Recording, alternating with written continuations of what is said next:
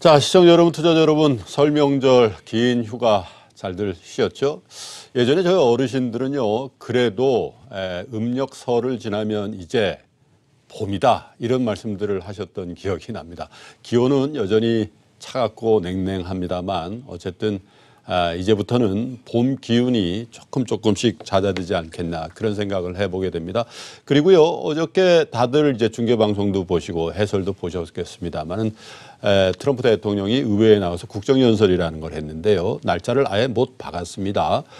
2월 27일, 28일 도시는 어딘지 모르겠으나 베트남에서 이틀 동안 북한의 김정은 위원장을 만나기로 했다는 걸 이제 미국민들 앞에서 공식적으로 발표를 했죠. 그래서 사실 우리 증시에도 또 경제계에서도 과연 작년 6월 12일에 재판이 될 거냐 아니면 뭔가 획기적인 선물 보따리가 양 지도자로부터 전달이 될 거냐 혹은 그걸 넘어서 종전선언까지 가게 된다면 우리 문재인 대통령도 비행기로 베트남을 가게 되는 거 아니냐 뭐 이런 기대감까지 버무려지면서 어느 때보다도 북미 관계 개선 또 우리 어떻게 보면 우리 결의 염원이라고도 할 수 있는 북한의 핵 문제를 해결하기 위한 큰 변화의 가능성을 점쳐보게 되는 그런 연휴 기간의 말미였던 것 같습니다. 그래서 오늘은 두 분의 국제 문제 전문가를 모시고요. 북미 정상회담 또 이것을 바라보는 중국의 입장은 무엇이고 또 북한 내부의 사정은 어떤 거고 이 두 정상 간의 회담의 결과는 어떻게 될지도 한번 미리 점쳐보는 시간을 갖도록 하겠습니다. 두 분을 먼저 소개하겠습니다. 제 오른쪽에 북방경제협력위원회 김상순 전문위원을 모시겠습니다. 어서 오십시오. 네, 새해 복 많이 받으십시오.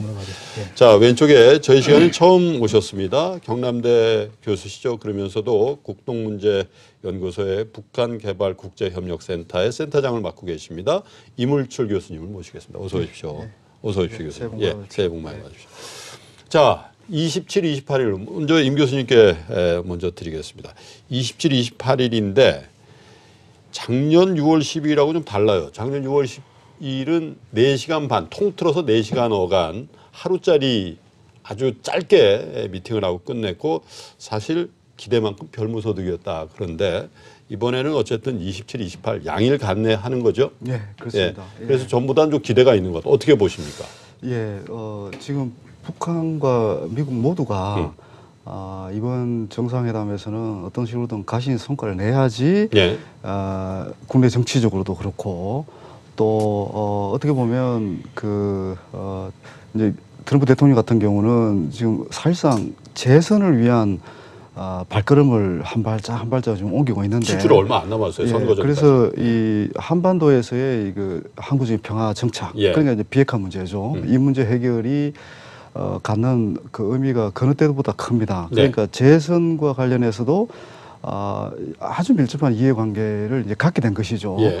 이제 그런 맥락에서 이번 2차 북미 정상회담에서는 어떤 식으로든 가시의 성과가 나올 수밖에 없다 이렇게 보는 거고 예. 또 많은 분들이 예측하고 있으시지만 지금 그 김정은 위원장 입장에서도 예. 지금 기회를 놓치면 다시 이런 기회를 갖기가 어렵다 이런 판단을 하는 거죠. 그 이번 장소가 이제 베트남에서 열리기로 돼 있는데 사실 베트남이 주는 가장 큰 중요한 의미가 경제 건설을 위해서는 미국과의 관계 개선이 필수적이다. 베트남의 예를 봐라. 그렇죠. 예. 그 베트남의 사례가 이제 북한에 주는 가장 극적인 사례는 똑같은 겁니다. 사실 그때하고 지금하고 여러 가지 대내외적 환경과 조건은 다를지라도 결국 경제 건설을 위해서는 미국과의 관계 개선을 반드시 해야 된다. 관계 정상을 해야 된다. 그런 맥락에서 보면 이번 2차 정상회담은 1차하고 다른 결과를 낼 수밖에 없는 그런 환경이 만들어져 있다. 이렇게 저는 평가를 하고 싶습니다. 기대를 좀 해본다 이런 말씀이죠.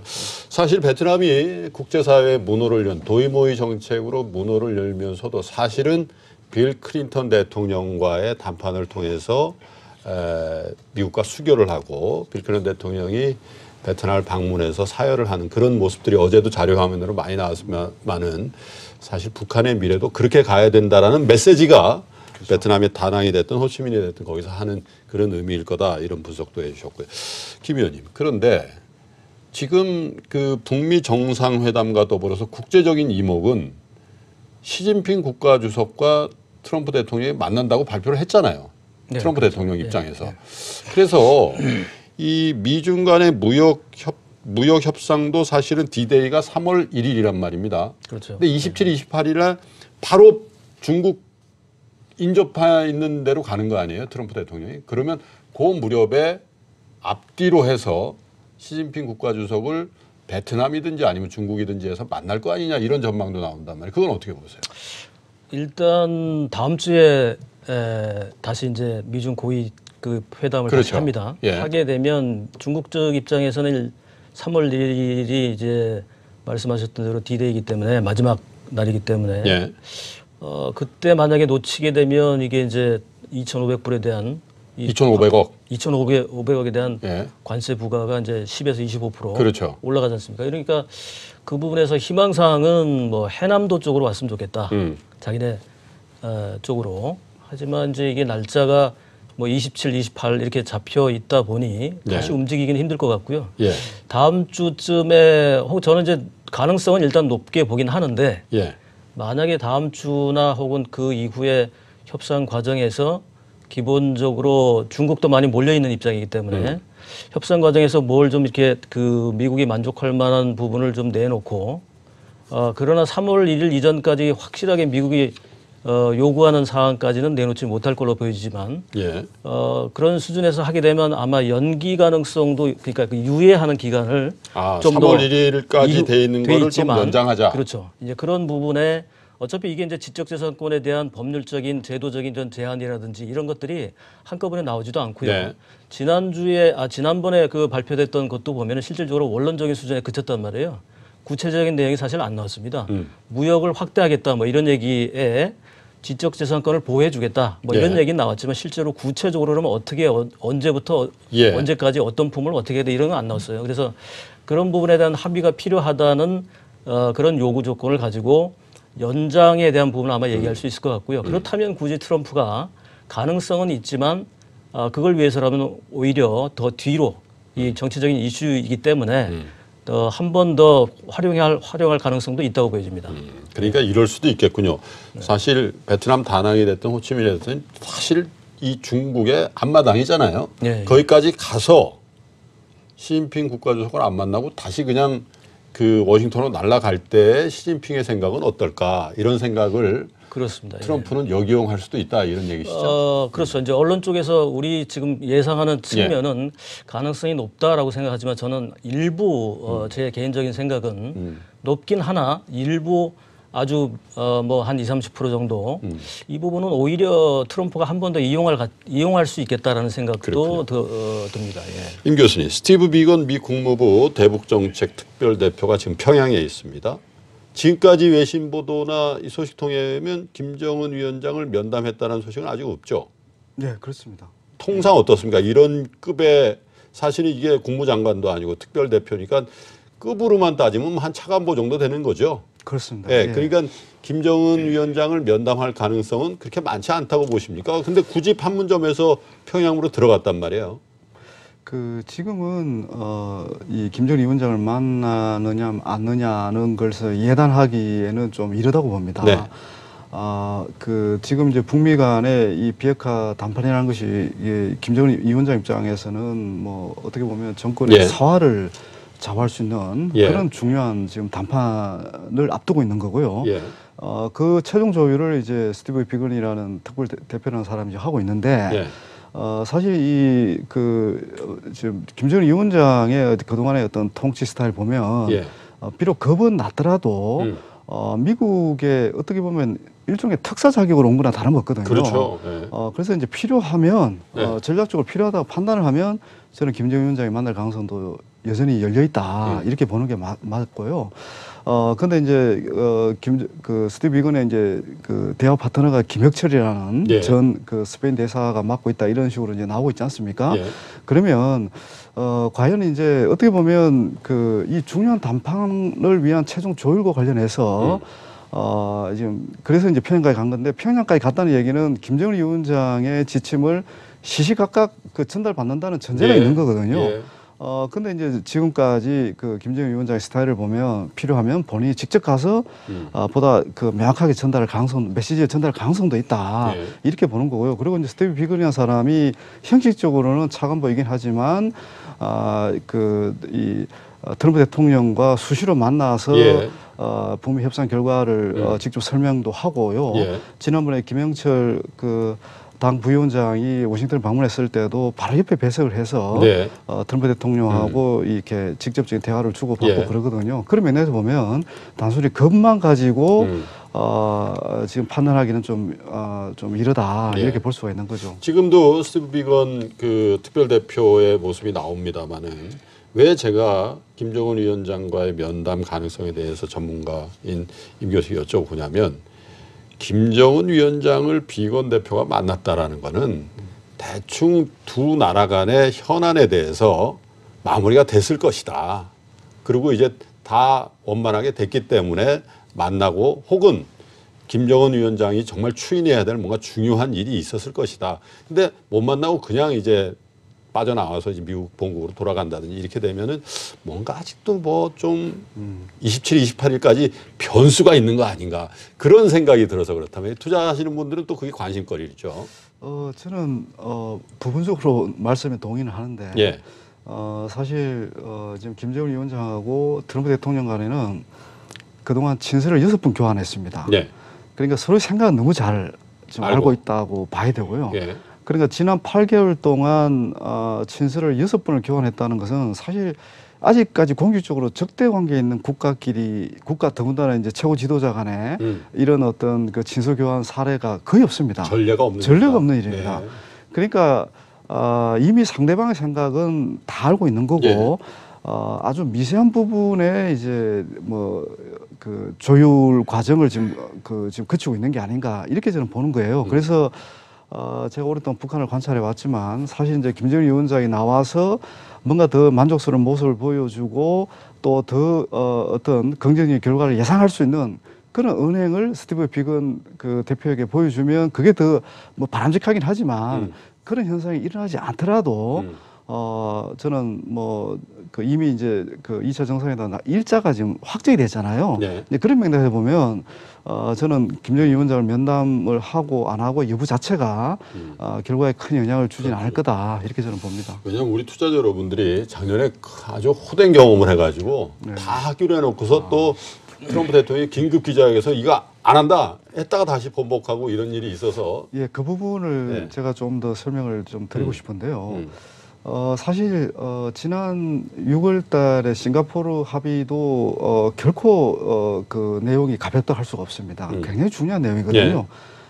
새로운 북미 관계를 수립하겠다. 예. 그리고 항구적인 평화 체제를 구축하겠다. 예. 그리고 이제 비핵화 이 세 가지를 합의를 했거든요. 예. 문제는 이 합의가 이제 이행이 안 된 건데 사실은 이행이 안 되는 과정도 트럼프 대통령의 문제이기보다는 이 합의 내용과 관련해서 미국의 의회라든지 언론이라든지 이런 전문가들이 이 합의 내용에 이제 문제가 있다는 그런 강한 비판을 제기를 하니까 이행이 이제 이게 거의 중단되다시피 한 거잖아요. 속도를 못 낸 예. 거잖아요.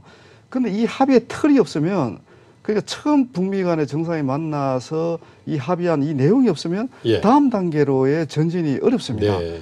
그렇기 때문에 어떻게 보면 저는 지난해 6월 달에 1차 북미 정상회담이 그 나름대로 기원했다. 예.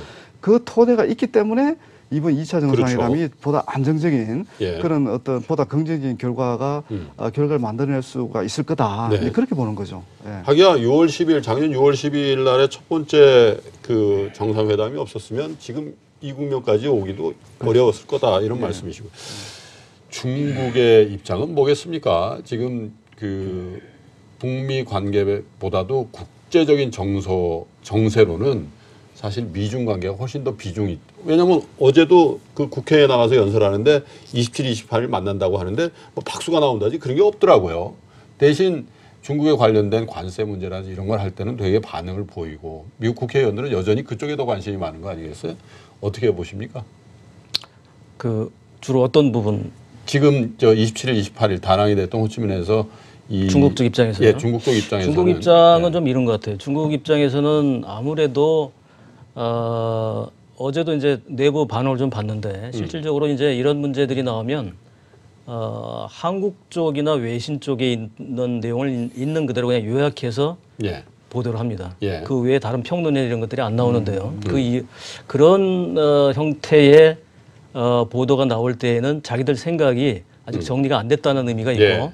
또 한편으로는 이게 이제 내부적으로는 좀 불만족스럽거나 예. 혹은 이 부분에 대해서 약간의 음모론 비슷한 자기들이 어떤 피해를 보지 않을까 뭐 이런 것들이거든요. 그래서 이제 그런 것에 대한 의견들이 또 우리처럼 이렇게 자유롭게 이렇게 표출되는 것도 아니고 그러니까 전문가들이 그럴 경우에는 이제 비공개적인 입장에서 이제 서로 간에 이제 우리끼리 그냥 개인적으로 의견을 나누는 이런 쪽에서 이제 의견을 교환하게 되는데 예. 어제 잠깐 점검을 해 보니까 두 가지 크게 일단 나뉘는데 반응이. 예. 예.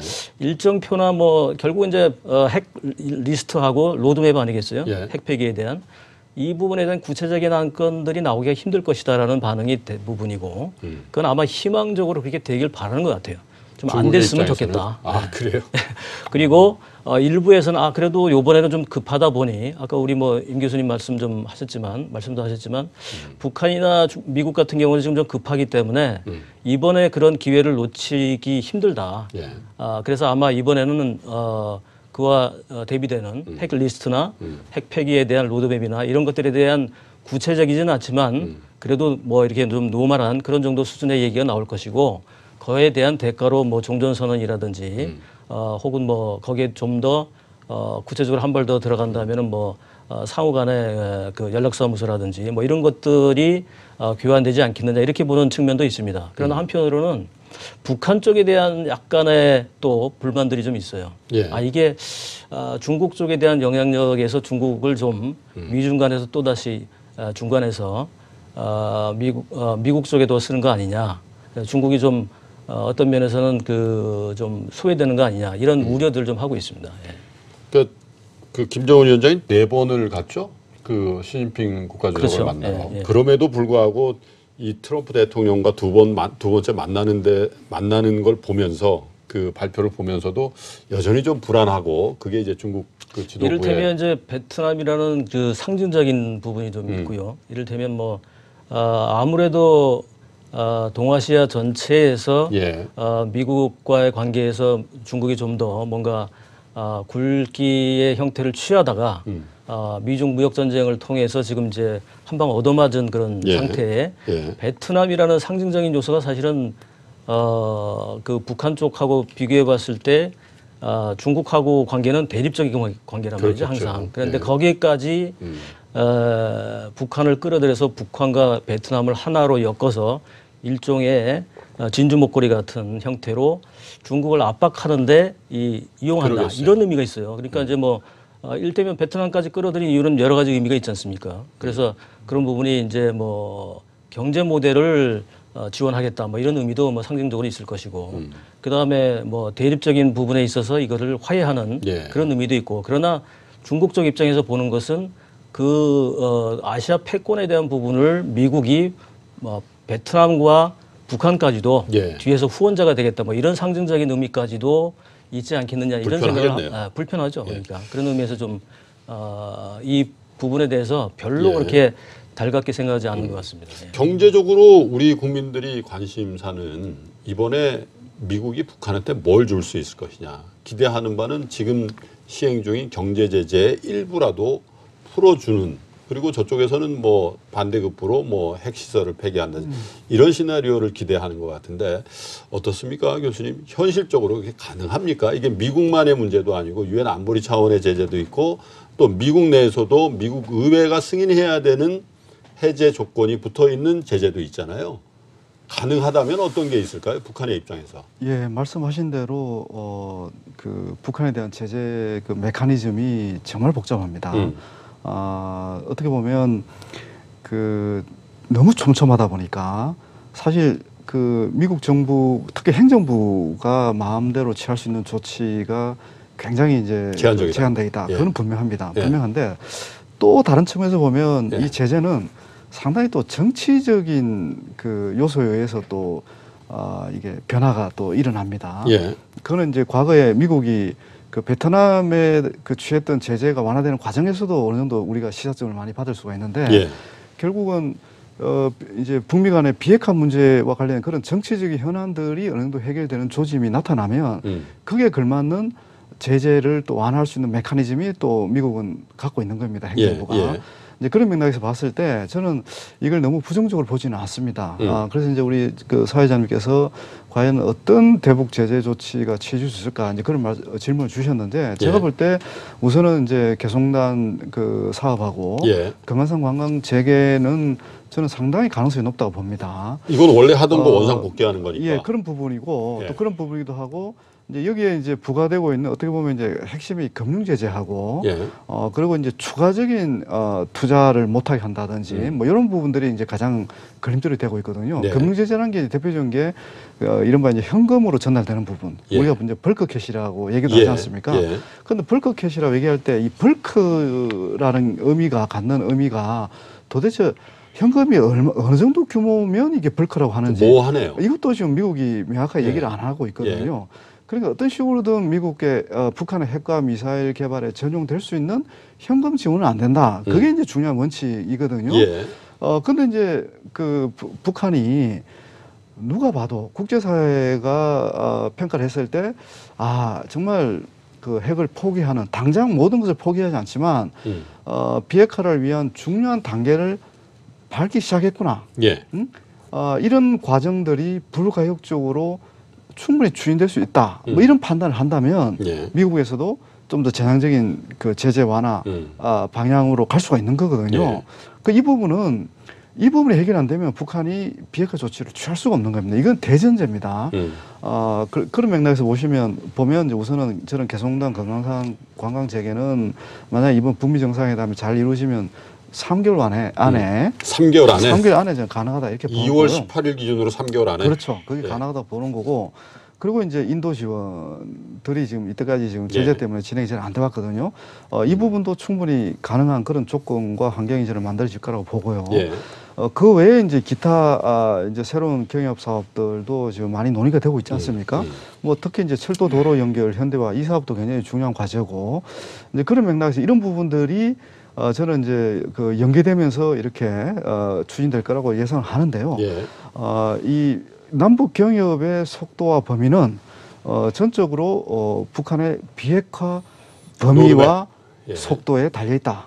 이렇게 보시면 될 것 같습니다. 자, 북한 문제 전문가신 이물출 교수께서 이번에 27일, 28일 양일간에 걸쳐서 진행이 되는 북미 정상회담의 결과가 나쁘지 않다는 전제하에서 물론 이제 뚜껑을 열어봐야 되겠습니다. 네, 그렇다면 미국이 해제시켜줄 수 있는 경제 제재 순서는 개성공단 금강산이 1순위고 그 다음에 인도적인 지원. 인도적인 지원이라는 게 의료, 뭐 농업, 뭐 이런 데들이죠. 그렇죠. 그 다음에 이제 철도, 도로 이런 북한의 사회 간접 자본에 대한 남한이 됐던 뭐 국제사회가 됐던 지원하는 그 순서대로 진행이 될 것이다 이렇게 판단을 하셨고 시기는 북한의 개성공단이라는 이 금강산 재개 문제는 아마도 성공적이라면 회담 결과가 나오고 한 3개월 내로 진행이 될 가능성이 많다.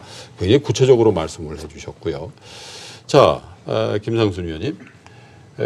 사실 지금 초미의 관심사는 이제 발표가 어제 됐기 때문에 저희가 북미 관계에 집중을 합니다만은 전체 세계 경제라든지 우리 경제에 미치는 영향은 북미 정상회담보다는 중국과의 관계 개선이 어떻게 되냐. 지금 남아있는 걸림돌이 뭡니까? 실무급 있었고 고위급도 있고 또 10일, 11일에 또 다시 고위급이 만나잖아요. 그러면 여기도 로드맵상 아주 대강은 합의가 되지 않았겠냐. 그러면 남은 걸림돌이 뭐가 남아 있습니까 지금? 실질적으로 중국 쪽에서는 지금 당장 미국이 요구하는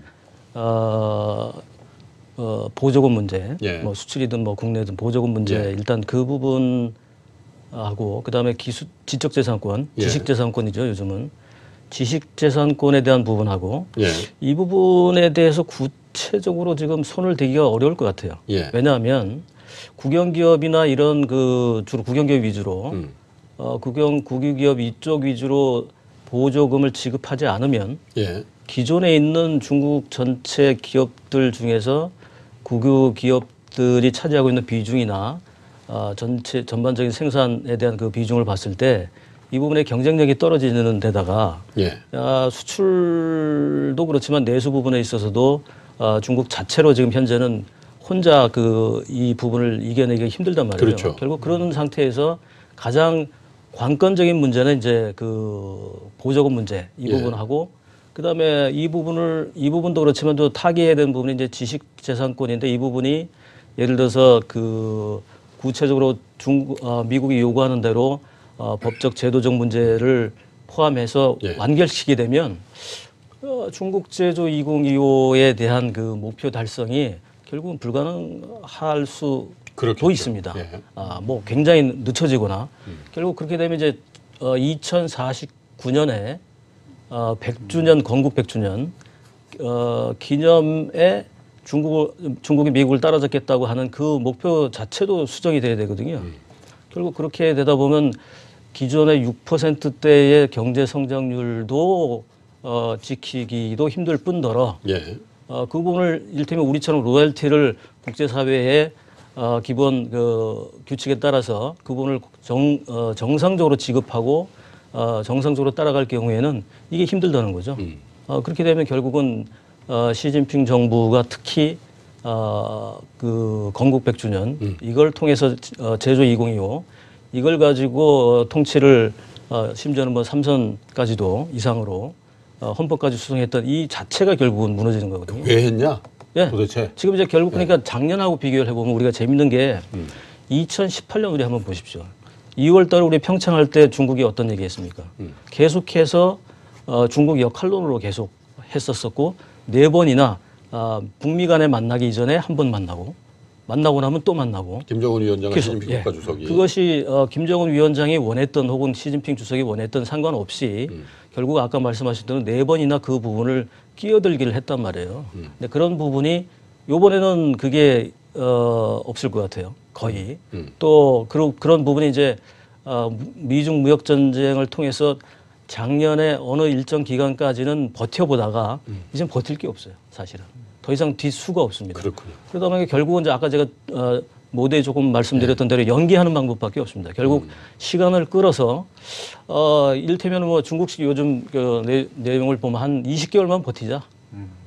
왜냐하면 이제 11월 달 아닙니까? 트럼프 대통령의 임기가 이제 거의 2011년 끝나간다. 11월 달이 선거일이잖아요. 예. 아까 들어오기 전에 보니까 11월 3일입니다. 그래요. 2011년 11월 3일이면 지금 예.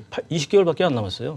근데 20개월이 굉장히 길 수 있겠죠. 그렇죠. 근데 20개월도 작년하고 비교해보면 금방 가거든요. 그러니까 3월 1일까지 그걸 생각을 해보면 아까 제가 말씀드렸던 대로 분위기상 제가 트럼프 입장이면 굳이 27, 28 그 바쁜 와중에 종전선언의 의미가 그 북한이나 중국 쪽에서 참여하는 의미 굉장히 크거든요. 그러나 이거는 미국 입장에서 뭐 언제든지 이거는 할 수 있는 카드이기 때문에 굳이 있을 필요가 있느냐. 그렇다고 본다면 중국 입장에서는 이거는 좀 어려운 이제 난제를 맞는 건데요. 결국 이제 이건 길게 봐야 될 것 같아요. 그럼 이제 중국 입장에서는 가급적 문호 개방을 해서 수입을 더 많이 확대하겠다. 이를테면 뭐 콩도 지난번에 뭐 발표가 그러니까요. 예, 한 3천만 톤인가요? 뭐 그 이상을 더 기존에 해왔던 거 더 이상으로 하겠다. 여러 가지 그렇게 품목을 뭐 하겠다는 문호개방하고 건데. 그럼 어차피 사갈 거니까 그거는 트럼프한테 잘 안 통한다는 거예요. 그러니까 지금 이제 보면 이렇습니다. 미국산 수입 확대 지난번 얘기했던 게 그다음에 나오는 게 이제 지적재산 걸 보호해 주겠다. 그다음에 시장 개방 확대하겠다 이거예요. 그러나 내부적으로 미국이 발표했던 그 내용 중에 빠져있던 게 지식재산권에 대한 보호를 어떻게 하겠다 이 내용은 없고. 그다음에 뭐 수출 보조금 얘기도 없고. 그다음에 특히 이제 뭐 해커 문제. 기술을 도용하는 해커 문제 이 얘기는 뭐 중국 내부에서는 아예 없습니다. 그럼 본인들이 그런 적 없다고 하고 있으니까. 그렇죠. 예. 그래서 이제 이런 부분에서 아마 중국 입장에서는 연기시킬 거고. 그 김상순 의원님 얘기 듣다 보니까 북미 관계보다 미중 관계가 넘어야 될 산이 훨씬 더 많은 것 같아요. 예?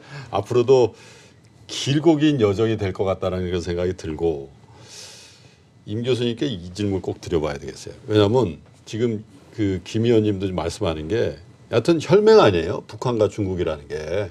그렇잖아요. 그런데 김정은 위원장이 4번이나 1년도 안 되는 기간 동안에 갔다라는 거는 뭔가 자기는 바꾸려고 하는 거 아니냐. 역설적이지만 저기에 기대려고 한다기보다는 자꾸 가는 거는 난 미국 쪽하고 친하게 지내야 되겠다라는 거를 익스큐즈 받으려고 계속 갔던 거 아니냐. 근데 북한 내부의 어떤 정서나 사정은 제가 잘 몰라요. 어떤 역학관계가 지금 김정은 위원장을 움직이고 있다고 보세요? 저희들이 이제 인정하지 않을 수 없는 부분이 김정은 이 사람이 굉장히 전략적 접근을 하고 있구나. 예. 상당히 전략적 마인드를 가진 사람이구나. 이 부분을 이제 인정하지 않을 수가 없는데요. 예.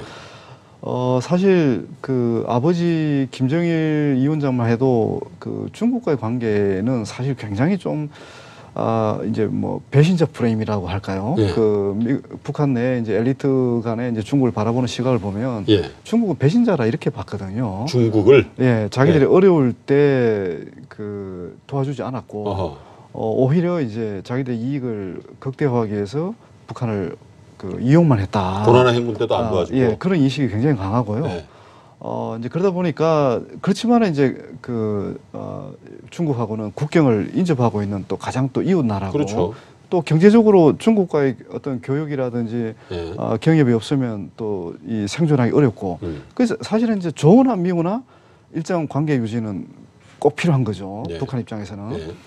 근데 이제 이번에 그 말씀하신 대로 4번이나 이제 시진핑 주석을 만나서 어떻게 보면 그동안 미국 쪽에 접근함으로 인해서 중국과의 관계를 조금 또 이렇게 경쟁적인 관계를 바꾸려고 했거든요. 그러니까 중국에 대한 과도한 의존도를 줄이는 게 이 김정은 위원장의 중요한 외교적 목표이기도 하고 예. 또 경제적 목표이기도 합니다. 네. 그러니까 과도하게 중국에 의존하고 있는 경제 의존도를 우선 해소하는 게 첫 번째 목표고 그렇겠네요. 두 번째는 경제 의존도가 깊다 보니까 자연스럽게 정치적으로도 의존할 수밖에 없는 예. 그런 상황이 되는 거거든요. 그걸 이제 어느 정도 견제하려고 했던 게 김정은 위원장의 전략이었는데 지금 상황은 저희들도 하여금 상당히 좀 당혹스럽게 만들고 있기도 합니다. 왜냐하면 오히려 중국에 대한 의존도가 저희들 볼 때는 더 깊어지고 있거든요. 아, 그래요? 예, 더 깊어지고 있죠. 더군다나 이번에 이제 올 연초에 1월 9일이죠. 1월 9일에 북한 쪽에서 발표한 그 시진핑 주석과의 그 회담 내용을 보면 예. 사실 이거는 말씀하신 대로 우리가 미국하고 관계 정상화를 하는 것에 대해서 중국이 좀 인정해 달라, 양해해 달라 이런 내용이 아니라 예. 오히려 정치, 외교적으로, 경제적으로 중국하고 더 가까이 지내겠다. 예. 더 관계를 공고하겠다. 전략적 소통을 더 강하겠다. 이런 어떤 기조를 유지를 하고 있었거든요. 예. 그러니까 이제 요약하면 이런 거죠. 김정은 위원장 입장에서는 중국과도 아주 돈독한 관계를 유지하는 것이 오히려 미국을 상대하고 또 미국과의 관계를 유지하는 데 더 예. 도움이 된다. 이런 판단을 지금 하고 있다고 보는 겁니다. 지금. 지렛대로 삼는다. 예, 굉장히 이제 높은 어떤 저는 전략적 그 포석을 지금 놓고 있다 이렇게 보고 있는데 사실 이제 그런 부분들이 과거 같았으면 미국이 우리하고 관계를 개선하려고 저렇게 나오면서 오히려 자신들을 자극하는 예. 그런 행동을 김정일 위원장이 왜 할까? 근데 그러면서 오히려 이제 좀 부정적으로 봤을 텐데 예. 지금 미국이 그렇게 안 보고 있거든요. 예. 물론 이제 또 속내는 어떤지 저희들이 알 수는 없지만 이게 중요한 포인트는 뭔가 하면 한반도 비핵화와 관련한 그 전략적 목표는 미국과 중국이 지금 똑같은 목표를 가지고 이해가 있다. 같다. 그건 같다. 예. 뭐 이제 우리 김상선 의원님이 말씀 잘 해주셨지만 통상 문제라든지 무역 문제 이런 부분은 뭐 첨예한 어떤 갈등의 소지를 안고 있지만 예. 우선 한반도를 비핵화시키는 것은 중국의 이해관계, 미국의 이해관계 같다. 그렇죠. 근데 그런 부분을 김정일 위원장은 간파를 하고 우선 이렇게 어떻게 보면 굉장히 저는 외줄타기 외교를 지금 하고 있다고 보는 거거든요. 전략적으로 지금까지는 북한의 입장에서 보면 정말 외줄타기 잘하고 있는 거네요. 예, 그런 부분입니다. 그리고 이제 예를 들어서 이 북미 간의 비핵화 협상이 잘 타결이 됐다. 예. 그러면 경제 협력이 아까도 말씀하셨지만 김정일 위원장에서 가장 더 절실한 거 아닙니까? 그렇죠. 그러면 미국이 그런 수요를 충족시킬 수 있느냐? 미국은 그렇게 할 수가 없습니다. 개성당 금강산 제재를 완화하는 조치는 취할 수 있는데 실질적으로 무역이라든지 투자 협력을 할 수 있는 주체는 중국이 될 수밖에 없거든요. 예. 중국은 이제 어떻게 보면 우리는 남북 경협을 해야 되는 입장이지만 중국은 우리보다 훨씬 많은 경협 준비를 지금 해놓고 있다고 저희들은 판단하고 있거든요. 지금까지 역사적으로도 보면 제일 교류가 많은 나라라고. 그렇게 해왔고요. 네. 그래서 이제 이번에 2차 북미 정상회담에서 비핵화 협상이 잘 마무리되고 그러면서 국제 제재 완화가 본격화된다. 그러면 결국은 중국의 기업들이 제일 먼저 들어갈 가능성이 상당히 높거든요. 네. 그런 것 관련해서 지금 저는 이 김정일 위원장하고 시진핑 주석이 만나서 많은 교감을 한 부분들이 결국 경협이다. 아하. 저는 그렇게 보는 겁니다. 어차피 한반도의 비핵화 안정 이런 부분들은 공식적으로 나타나는 부분들이고 그 이면에서는 북중 간의 어떤 전략적 경협 관계, 경협을 확대하는 부분 예. 이 부분이 저는 굉장히 더 중요한 의제가 지금 되어 있다 이렇게 저는 봅니다. 그러니까 저 27, 28일 날 그 미국과 북한의 정상들끼리 만나서 뭔가 합의를 이렇게 불편한 속내도 있지만 또 이면에는 잘 합의해라. 그럼 우리가 들어가 줄게. 들어가 줄게라는 게 시혜가 아니라 자기들의 이해를 위해서 그렇죠. 북한의 시주.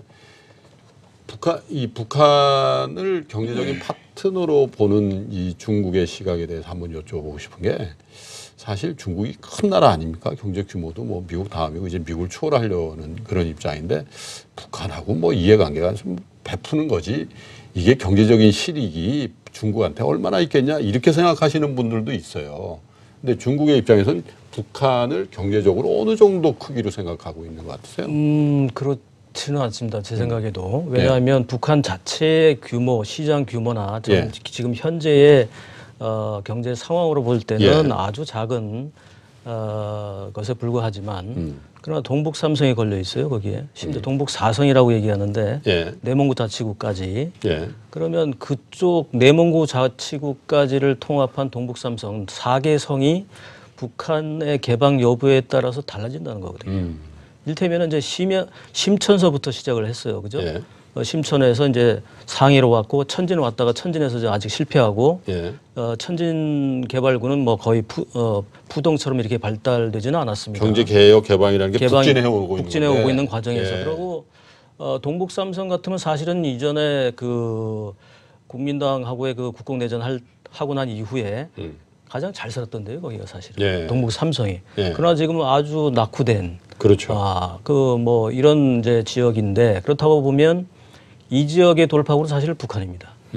그리고 북한만 또 보는 것이 아니라 한반도가 같이 있거든요. 저희들이 이제 신북방 정책, 한반도 신경제 구상 이런 부분이 결국 유라시아와 연결되는 것에 있어서 편승할 수 있다는 거예요. 그러니까 편승 자체가 중국 전체의 가장 낙후된 부분을 중국이 혼자 힘들여도 이게 될지 말지 한 부분을 편승해서 적은 자본과 리스크를 낮춰가면서 안보 문제까지 해결하고 그런 부분에서 북한까지 아우를 수 있는 이런 경제력을 가지고 만약에 그 부분에 적극적이고 주동적인 참여자가 된다면 즉 지분을 더 많이 가질 수 있는 이런 역할을 할 수 있게 된다면 그뿐만 아니라 극동지역까지 시베리아 극동지역 및 한반도 한국까지도 경제권에다 넣을 수 있는 이런 그 큰 메리트가 있거든요. 이제 그런 부분에서 중국은 다음 카드를 기다리고 있는 부분이 있죠. 그래서 그런 부분이 상당히 많이 사실은 준비가 돼 있고 뭐 아시다시피 중국이 뭐 공개적인 발표를 잘 안 하기 때문에 그런 내부는 상당히 많이 2015년 이후부터 1도1로 계획에 포함은 안 시켰다고 발표했지만 실제로는 이제 작년 같은 경우는 요녕성에서 1대1로 계획을 가지고 북한 쪽에 어떤 식으로 자기들 이제 접경 지역이다 보니 어떤 식으로 하겠다라는 이런 계획서들이 이미 나와 있어요. 그래서 이제 그런 부분이 중앙에도 보고가 됐을 것이고 중앙 정부는 이미 그 이전부터 그런 역할을 줬을 겁니다. 그래서 이제 그런 부분에 대한 대비를 저희들도 아까 그 임 박사님 말씀하셨던 대로 사전 준비를 우리가 할 필요가 있다 이런 생각을 해요. 그러네요. 어떻게 보면 우리가 반도 국가인데 사실 북한과의 어떤 휴전이 되고 이렇게 그 어떻게 보면 지금 전쟁 중이잖아요. 휴전인데 이게 섬으로 돼 있어요. 근데 우리 입장에서 그런데 이 중국 입장에서도 보면은 이 북한을 육로로 해서 대한민국하고 연결하고 혹시 장차에 뭐 일본하고도 뭐 해저터널 얘기도 있고 하니까 그렇게 연결된다면 이 중요한 이 미국과 중국의 딱 가운데 있는 한반도와 일본의 경제권을 과연 어느 쪽으로 조금 기울이게 할 거냐 여기에 굉장히 큰 관심사가 있을 거고 또 한 가지 임 교수님이 꼭 여쭤보고 싶은 게 연내 답방한다 그랬는데 이제 물 건너 갔고 이제 지나가 버렸잖아요. 네, 근데 지난해죠. 네. 지나가 버렸는데 이제 김정은 위원장의 서울 답방이든 뭐 거기 어떻게 됐든 간에. 근데 이게 2월 27일, 28일 날 트럼프 대통령과의 회담이 잘 되면은 그 약속을 어떻게 어떤 시기에 어떤 모양새로 지킬 것 같은데 어떻게 될 것 같습니까? 예, 정말 뭐 저도 이제 제일 관심 있게 지켜볼 대목이라고 보는데요. 예. 저는 그 김정은 위원장이 4월 안에 답방할 가능성이 높다 이렇게 4월 안. 예측합니다. 예. 이제 우리 정부는 뭐 이제 3.1절이 이제 그 100주년 되는 해니까 예. 그 3월 초로 또 얘기도 나오고 그러긴 있는데 예. 제가 볼 때는 너무 시간이 임박하고요. 예. 또 2월 27일, 28일 북미 정상회담의 결과가 나오면 예. 그 결과를 이행하기 위한 여러 가지 후속 조치들이 우선은 이루어질 겁니다. 그렇겠죠. 이루어지고 또 이제 국제사회 평가도 나올 거고 예. 그걸 지켜보면서 이제 김정은 위원장이 움직일 가능성이 굉장히 전 높다. 그래서 결국은 이제 그 판문점 선언 4월 16일이었죠. 예.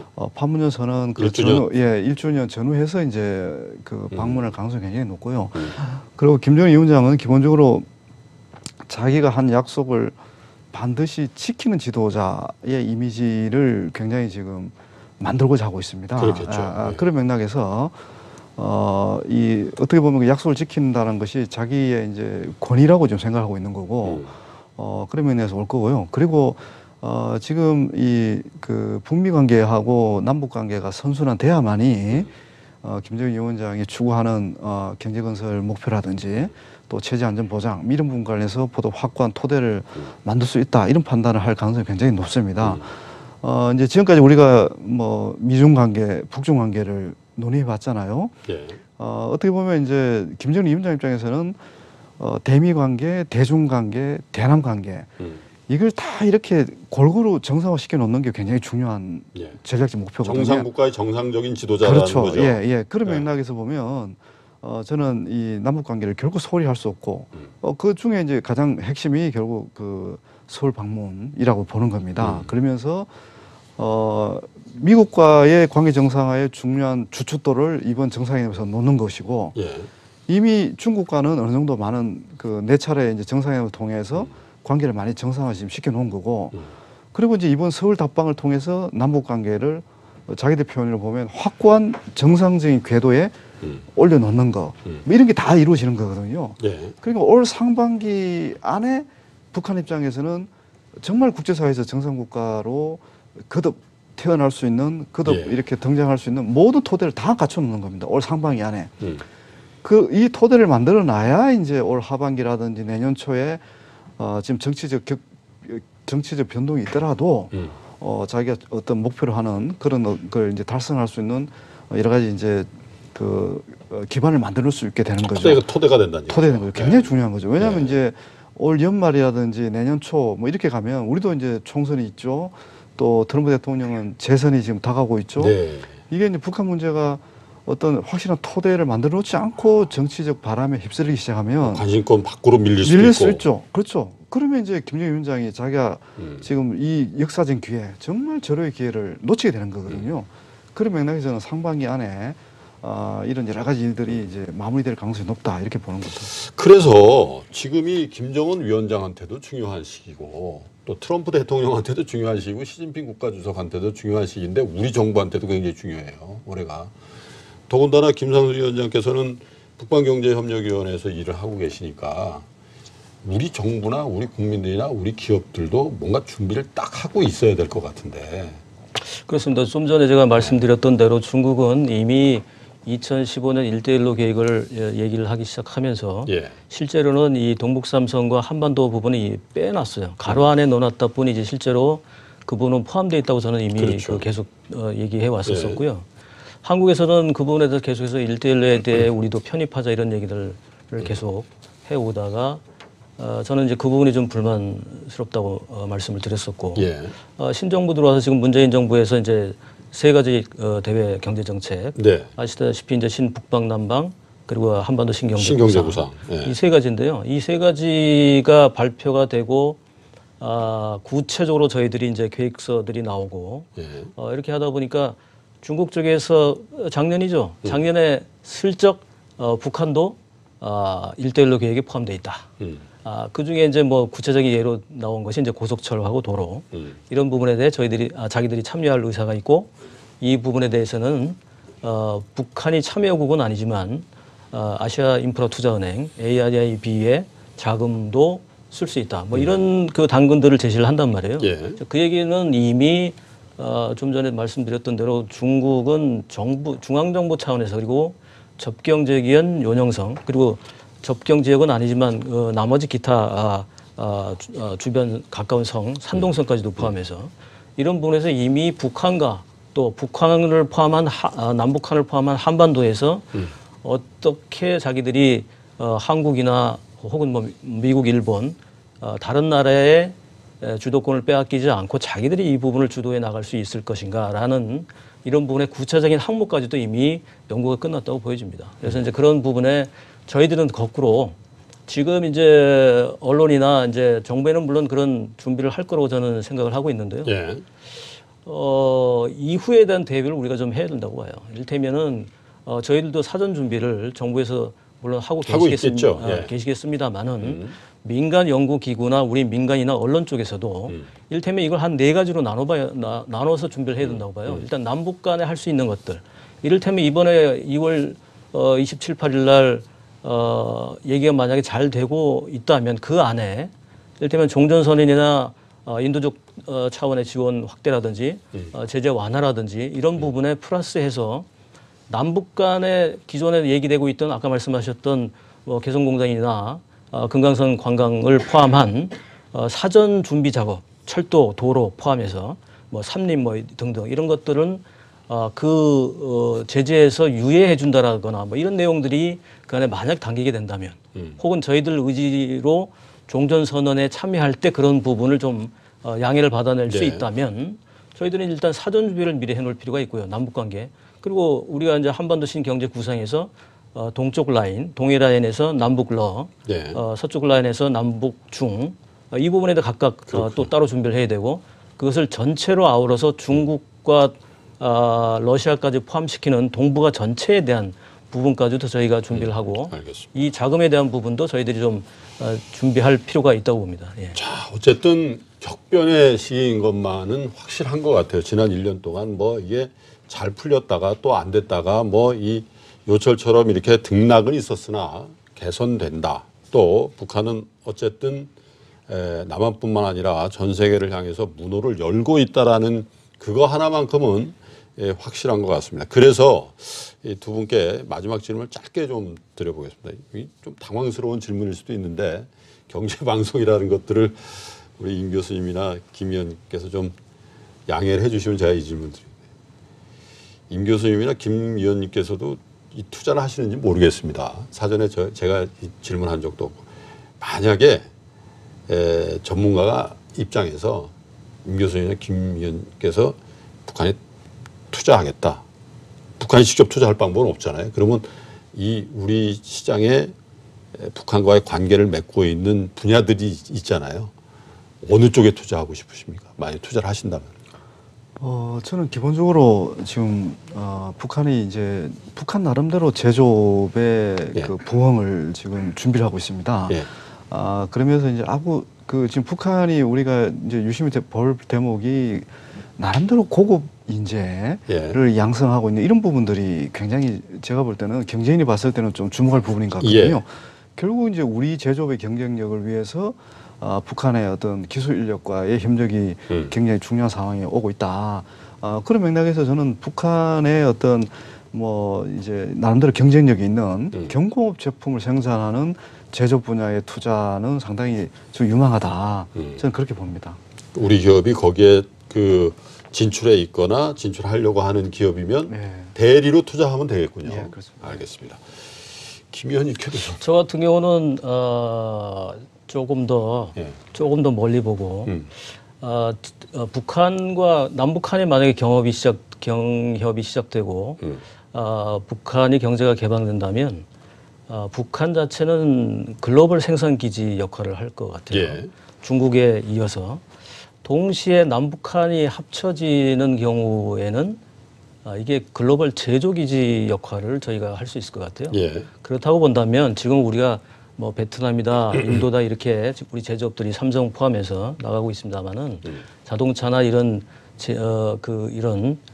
대형 제조 대기업군들이 아무래도 북한 쪽으로 가지 않겠느냐라고 보여지면 제조업 쪽에 대기업 쪽에 있는 제조업 이쪽에 상당한 메리트가 있다고 보여집니다. 예. 아마 김 의원께서는 더 먼 그 로드맵에서 과연 그게 뭐 정치적으로 통일이라는 전제가 안 하더라도 경제적으로는 아주 자유스럽게 왕래할 수 있다면 우리가 왜 중국을 가고 베트남을 가야 되는지에 대해서 우리 투자자 여러분들이 한 번쯤은 생각해 볼 수 있는 단초를 27일, 28일에 북미 정상회담의 결과에 따라서 한번 생각해 보실 만한 여지가 있다. 이렇게 평가를 하시네요. 자, 두 분의 전문가와 말씀을 나눠봤는데 북미 간의 어떤 특수한 관계, 환경 때문에 낙관만은 할 수 없습니다. 6월 12일 작년에도 그랬듯이 그러나 두 분의 공통된 의견이 성숙돼 가고 있다. 그리고 회담의 결과가 잘 나온다면 비교적 경제적인 교류라든지 제재 해제 이런 것들은 속도감 있게 진행될 가능성도 있다라는 그런 평가를 해 주셨습니다. 북방경제협력위원회 김상순 전문위원 그리고 경남대학교의 이물출 교수와 말씀을 나눠봤습니다. 두 분 고맙습니다. 네, 예. 감사합니다.